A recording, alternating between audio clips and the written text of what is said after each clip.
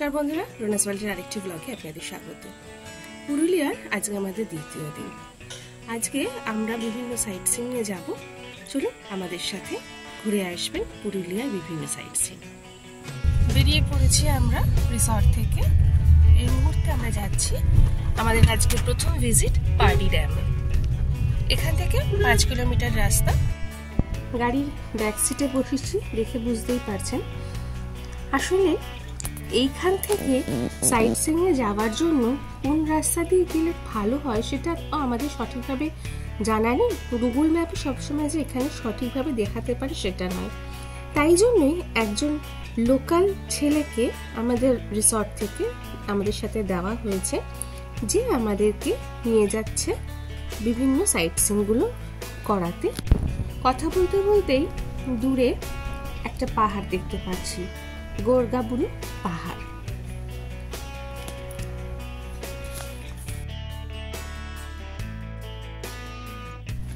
মাত্র 5 কিলোমিটার রাস্তা, তাই পৌঁছাতে বিশেষ সময় লাগেনি। আধ ঘন্টার মধ্যে পৌঁছে গেছি। এই যে চোখের সামনে দেখতে পাচ্ছেন পার্ডি ড্যাম, ন্যাচারাল ড্যাম। এটা হলো গোরগাবুরু যে পাহাড়টা আপনাদের দেখালাম, তার নিচে এই ড্যামটা রয়েছে। এই গোরগাবুরু পাহাড়টা কিন্তু অযোধ্যার যে হিল রেঞ্জটা আছে তার ভেতরে একটা। দেখতেই পাচ্ছেন এখানে কত সুন্দর পরপর পরপর পাহাড়ের চূড়াগুলো। আপনারা সুন্দর বলুন তো, চারদিকটা অপরূপ সুন্দর।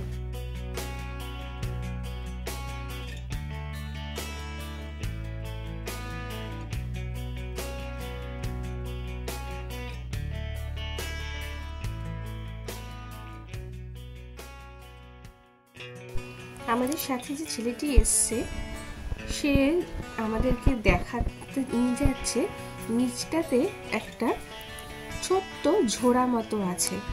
চলুন সেদিকটায় যাই।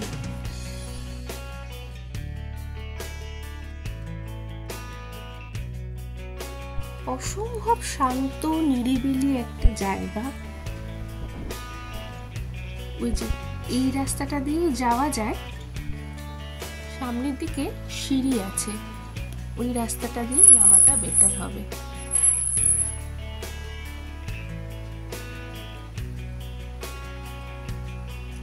এই যে চলুন সিঁড়ি দিয়ে নেমে। এখানটা অবশ্য সিঁড়ি নেই, একটু এবড়ো খেবড়ো আছে, একটু সাবধানে গেলেই সুবিধা হয় না। তবে শুনতে পাচ্ছি আমার হাজব্যান্ড মেয়েরা বলছে এই যে জলটা দেখতে পাচ্ছেন এটাই ওই ভেতর দিয়ে আসছিল, কিন্তু এত শুকনো বলে আর সেভাবে দেখতে পাইনি। বেরিয়ে পড়েছি ওখান থেকে আমাদের নেক্সট ডেস্টিনেশনে পাখি পাহাড়ে।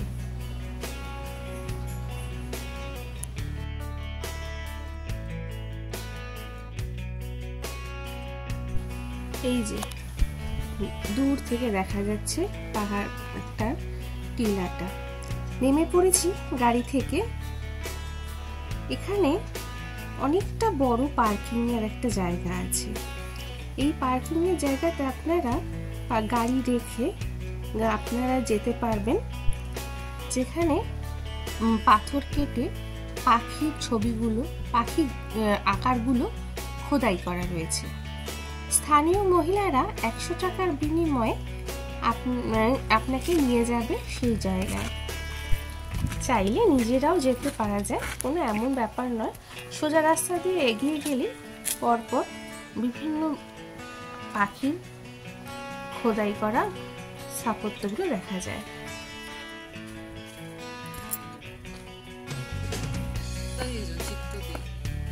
চিত্তদে উনি সমস্ত পাহাড়ের গায়ে ধরনের কাজগুলো করেছেন। হ্যাঁ হ্যাঁ, কানা পাহাড়ে করেছে।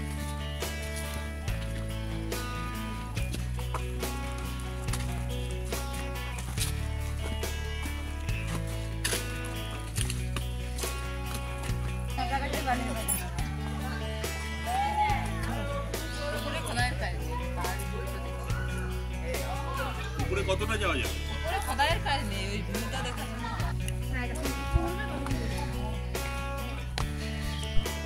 চলে এসছে একদম উপর দিকটাতে।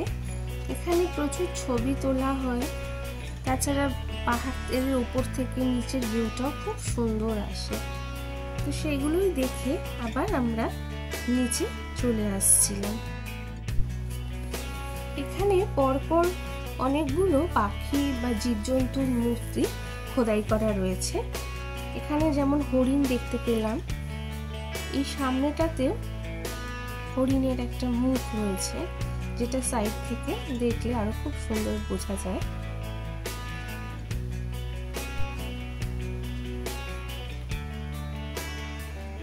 এই যে দেখুন, একটু দূর থেকে নিয়ে গিয়ে দেখাই তাহলে বুঝবেন কি সুন্দর না। এখানটাতে আছে কচ্ছপ, এই পাশেও কচ্ছপ আছে। না, এটা কাঠবেড়ালি। অপূর্ব সুন্দর, দেখলেই চোখ জুড়িয়ে যায়। কি সুন্দর কষ্ট করে খোদাই করা বলুন তো। এই যে এইগুলো হচ্ছে সব কচ্ছপ। এইখানটাতে খোদাইয়ের কাজ হয়েছিল কিন্তু কমপ্লিট হয়নি। বেরিয়ে পড়বো এবার আমরা এখান থেকে।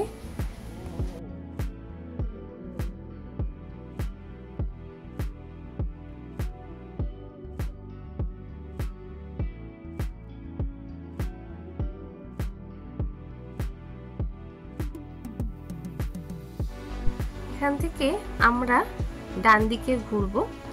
ঘুরে বেশ খানিকটা গেলে পরে আমাদের পরবর্তী ডেস্টিনেশন হবে আপার ও লোয়ার ড্যাম।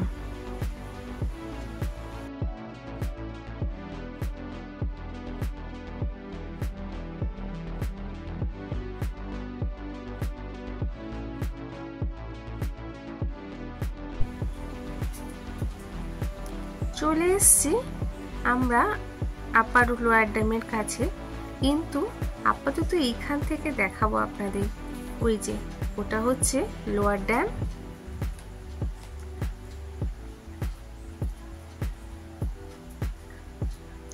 উঁচু থেকে কি সুন্দর লাগছে দেখুন শুধু। দাঁড়ান, গাড়িটা দাঁড় করালে আপনারা ভালো করে বুঝতে পারবেন।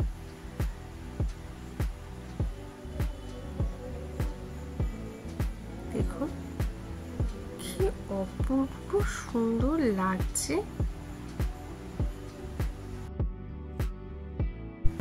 এটাও একটা ভিউ পয়েন্ট।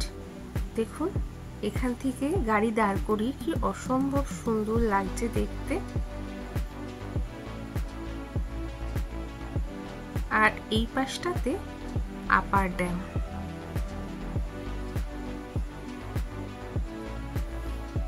চলুন এবার আমরা ড্যামের কাছাকাছি যাই।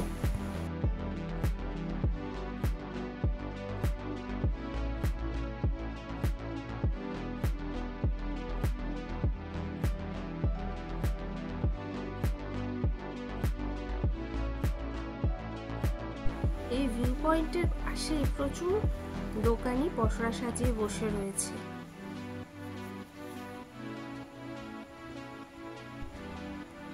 কি সুন্দর লাগছে, অপূর্ব।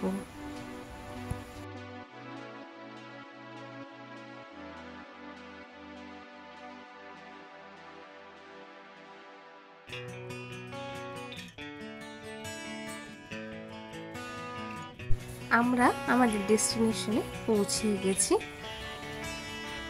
এখান দিয়ে যেমন গাড়ি নিয়ে আপনি হুশ করে বেরিয়েও যেতে পারেন, গাড়ি দাঁড় করিয়েও এখানে কিন্তু বেশ কিছুক্ষণ সময় কাটানো যায়, যেমন আমরা কাটিয়েছি। নেমে পড়েছি গাড়ি থেকে। এখানে শুধু ড্যামের চেহারাটা দেখুন, অবাক হয়ে তাকিয়ে থাকতে হয়। চারদিকে শুধু জল আর জল। দেখছেন পরপর কিরকম গাড়িগুলো দাঁড়িয়ে রয়েছিল। চারদিকে এখানে গাড়ি দাঁড়িয়ে রয়েছে, প্রচুর পসরা নিয়ে লোকে রয়েছে। চাইলে কিছু খাবার দাবার কিনে কিছুক্ষণ রাখতে পারবেন, দাঁড়াতে পারবেন। আর এইটা দেখুন, এই পাশটা পুরো সবুজ, চারদিকটা অপূর্ব সুন্দর। আর এই দেখুন আমার মেয়ের অবস্থা,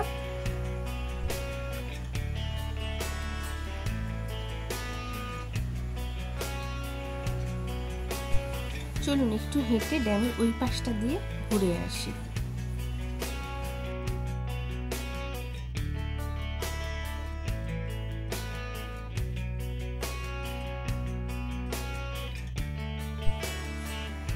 এখান থেকে হাঁটতেও ভারী ভালো লাগছে। এই যে এইখানটা অবশ্য এন্ট্রি নেই, নো এন্ট্রি জোন, বড় বড় করে সেটাই লেখা রয়েছে।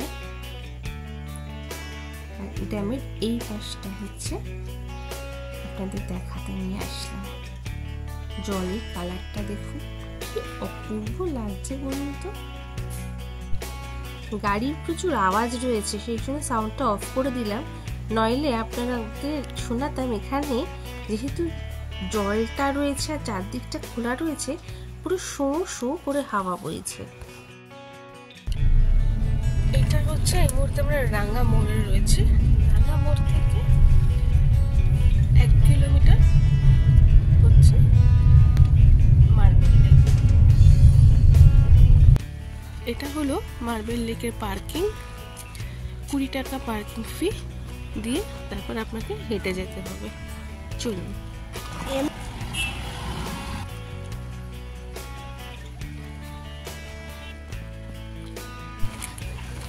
চারপাশটা কিন্তু বড্ড সুন্দর, আর চারদিকে প্রচুর দোকান, খাবারের থেকে জিনিসপত্র কেনা, গিফট কিনতে পারেন। আর খাবারের দোকানও কিন্তু প্রচুর আছে। দেখুন আমি যতটা পাচ্ছি দেখাচ্ছি। আর মাথার উপরটা দেখুন কি সুন্দর গাছের পাতা দিয়ে ছাউনি করে দেওয়া রয়েছে। এই ওপরটা দিয়ে উঠে গেলে মার্বেল লেকের ফুল ভিউটা পাওয়া যায়। এই যে খুব সুন্দর।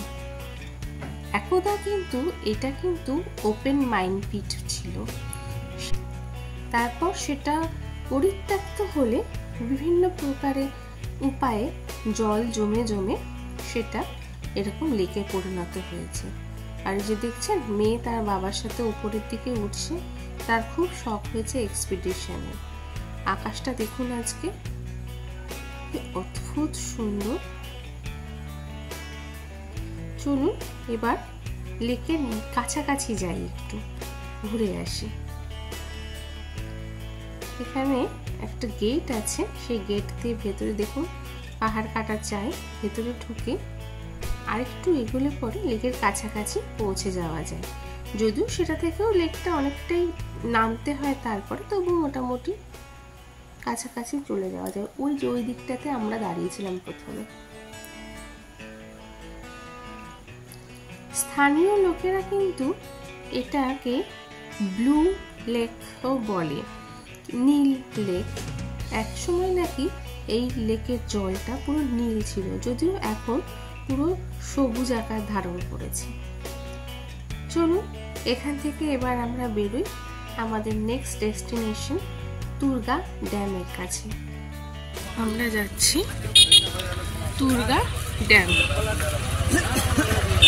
তুর্গা অসম্ভব সুন্দর ছোট্ট ক্রিস্টাল ক্লিয়ার জলওয়ালা এই ড্যামটা হলো তুর্গা ড্যাম। উল্টো দিকে তুর্গা ফলসও আছে। আমরা ডাইরেক্ট ওখানে যাইনি, কিন্তু একটু দূরে এই যে উঠছি আমরা, ওখানে একটা মন্দির আছে। মন্দির দেখে আমরা কিন্তু দূর থেকে আপনাদের ওই ফলসটা দেখাবো। অনেকগুলো সিঁড়ি পেরিয়ে এই মন্দিরটাতে উঠতে হয়। রাম সীতার মন্দির এখানে রয়েছে, দাঁড়ান আপনাদেরও দর্শন করাই। দেখুন খুব সুন্দর না? এখান থেকে পুরুলিয়া শহর দেখা যায় কিনা জানি না, কিন্তু জেলাটার অনেকটা অংশই দেখা যায়। চলুন এবার দেখি একটু হেঁটে যে দিকটাতে তুর্গা ফলসটা দেখা যায় সেই দিকটাতে যাই।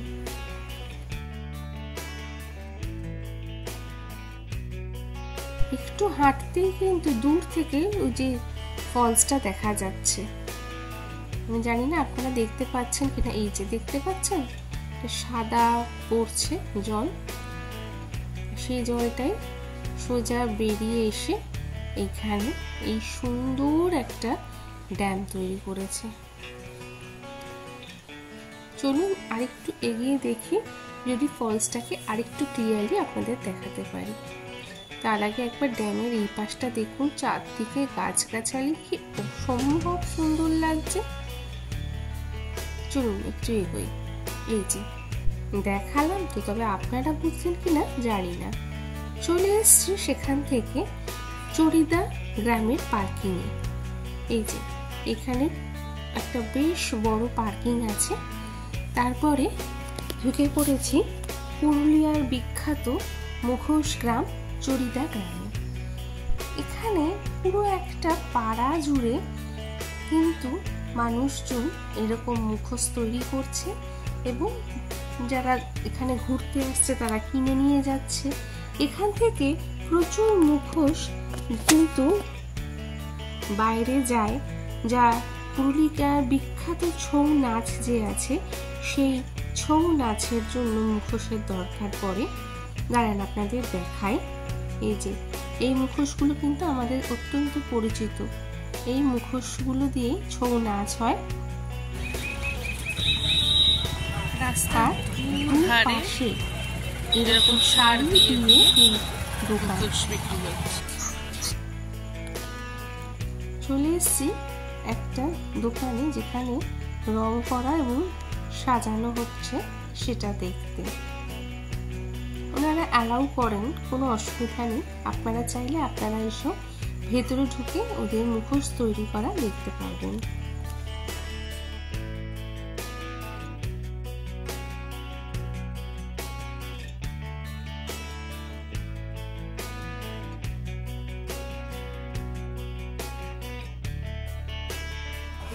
একটা মুখোশ বানাতে কতদিন সময় লাগে? 3 দিন।